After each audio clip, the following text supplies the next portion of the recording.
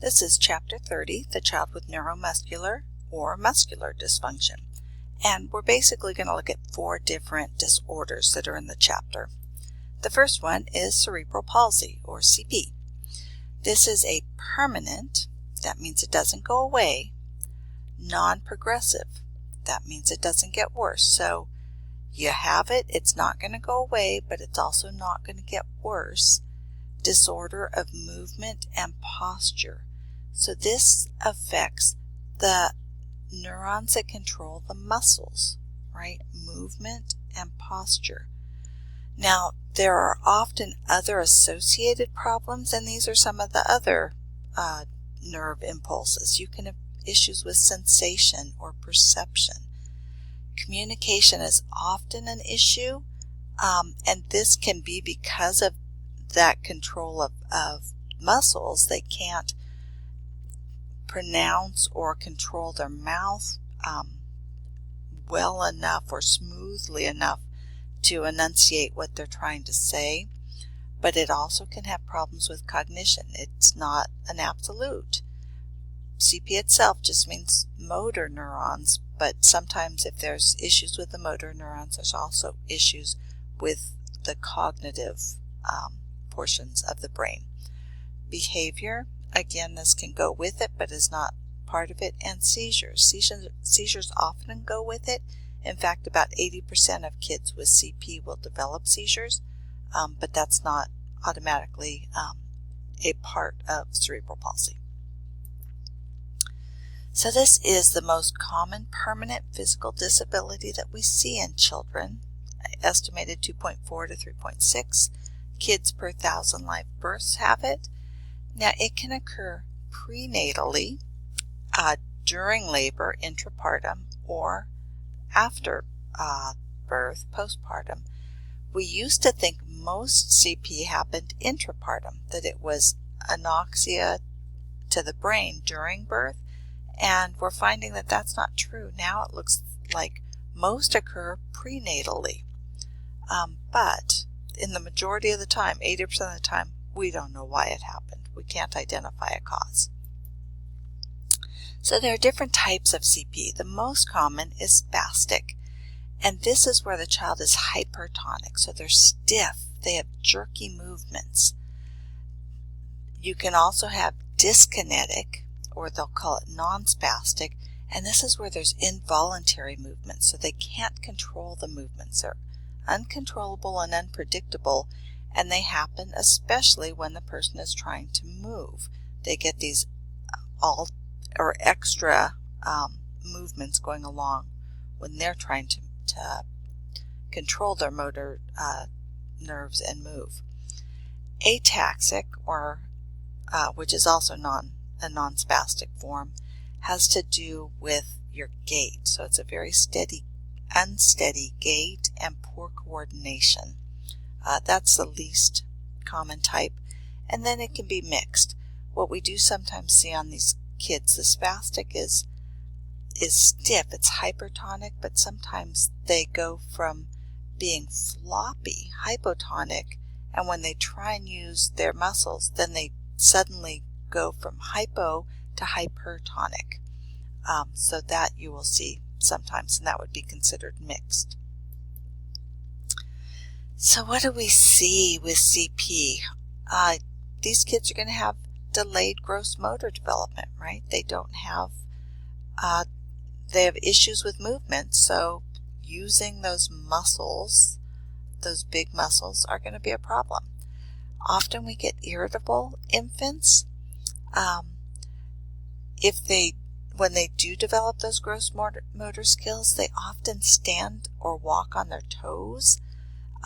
In infants, we often see feeding difficulties.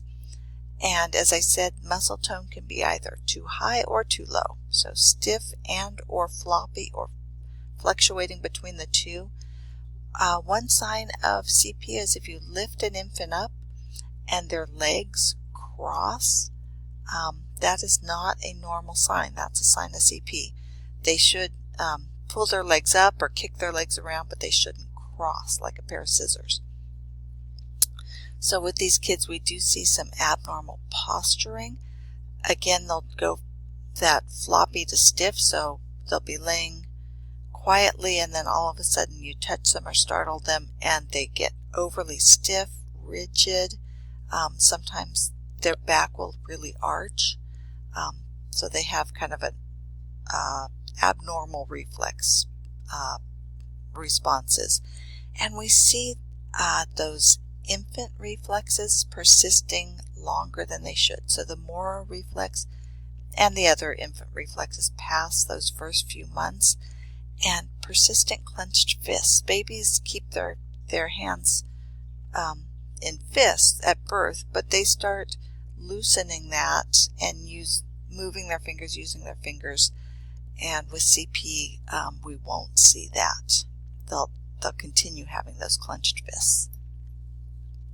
So our goals for these kids is locomotion, right? We said movement is the big issue, and so let's try and find ways to get them to communicate or to move.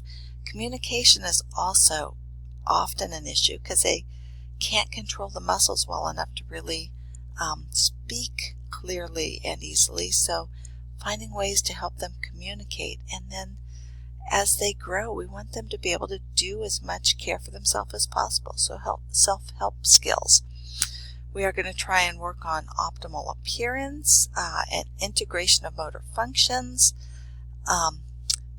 correcting any associated defects, those toe walking. Sometimes that's a tight Achilles tendon, so we may have to do surgery to release that, things like that.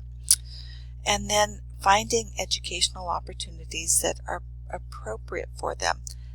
If they can be in a standard classroom, that's where they're supposed to be. We're supposed to go with the least restrictive environment, but we may need to provide them some special equipment. They may not be able to hold a pencil. They may need special pencil grips. They may need special chair or desk. So getting what accommodations they need in order to get an education. And then socializing experiences. We do want them around other kids, both kids who have the same disorder as them and kids who don't. In our area, we have Break the Barriers. It's a great gym where they do gymnastics. I think they have martial arts and dance. They have a number of things, and they have kids with special needs and kids without, and they do a really great job. So intervention for these kids. We may have to do surgery sometimes, particularly if they get contractures or have those spastic deformities like the tight Achilles tendon. That can take surgery to release that. Braces and supportive devices to help them be mobile. Medications, because they do have a lot of muscle spasms, and muscle spasms are painful, we can just give them medications for that, or we can put them on a continuous pump. Some of the antispasmodics we use are Botox, just like people use to fill in their wrinkles. That can be used to stop the abnormal muscle movement and help them have coordinated movement of their muscles. And baclofen is one that we also use fairly often, and that's one that they often will put on a pump. So it's being given in a small dose continuously. Analgesics, because muscle spasms are uncomfortable, and anti-epileptics. We said 80% of these kids will develop seizures. Be sure you're involving the family as you're planning interventions and implementing interventions on these kids. The families are the ones who know them. They know what's usual behavior.